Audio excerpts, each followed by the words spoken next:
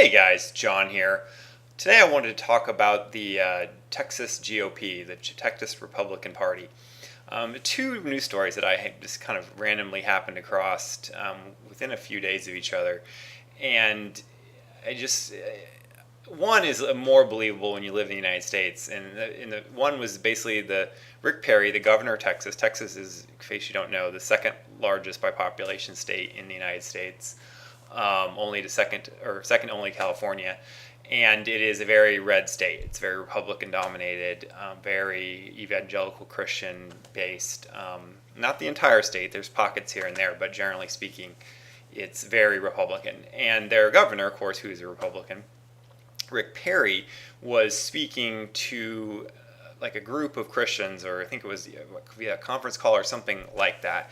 And he was railing against the separation of church and state, and basically saying that the separation of church and state, or the idea of it, was something that was caused by Satan, like literally, like the devil was the cause of separation of church and state. Which, if you know anything about conservative Christianity, that's a lot of anything that's a social ill or a problem is caused by the devil. And of course, their inability to dominate the public discourse with Christian proselytizing is obviously the work of the devil. But this is the highest ranking public official in the state of Texas, and not some cow town, back of the woods place. This is the number one guy basically for the entire state. And so this is what he's talking about, a person who is sworn to uphold the Constitution of the United States. So that's as scary as that may be, but it is topped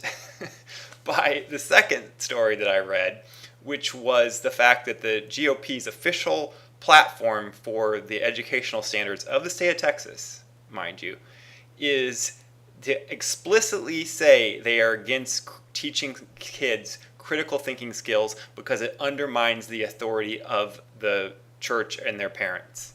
It's literally in their platform. It undermines authority figures, which is basically saying so many words. They don't want to teach kids the tools to prevent themselves from being brainwashed, whatever they're being brainwashed, whether it be religious or otherwise. And so it's not like high schools do a great job of critical thinking skills, teaching those skills in general, but here they're going out of their way to say it. And they control the Texas school boards and things like that. So it's not like this is some abstract goal that's never going to be realized.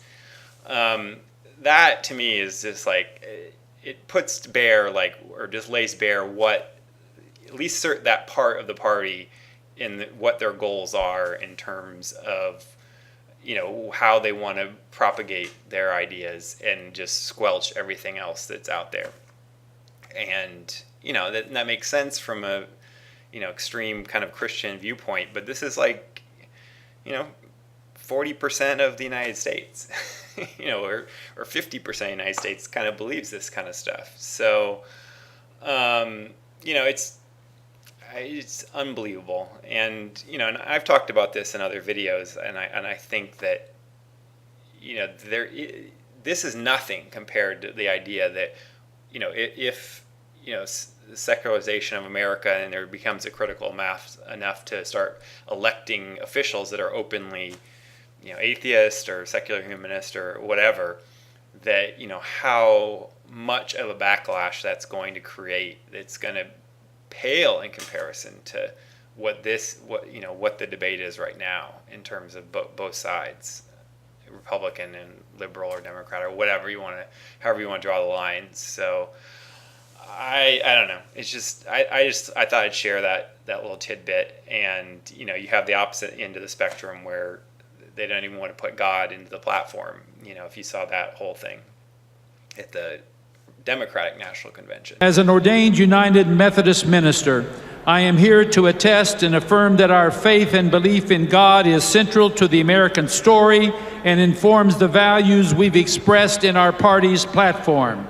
In addition, President Obama recognizes Jerusalem as the capital of Israel, and our party's platform should as well.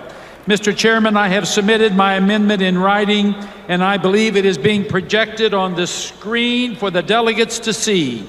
I move adoption of the amendment as submitted and shown to the delegates. A motion has been made. Is there a second? Is there any further discussion?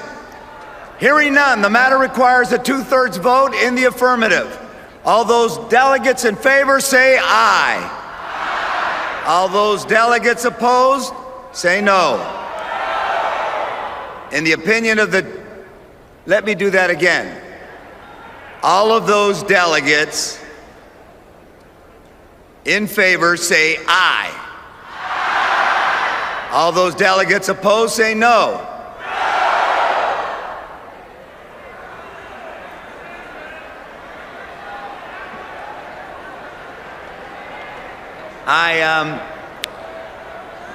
I guess You've got to rule, and then you've got to let them do what they're going to do. They eventually did, but it was a contentious vote over that. So it's interesting, to say the least. But anyway, I'll provide the links in the description box of what I'm talking about.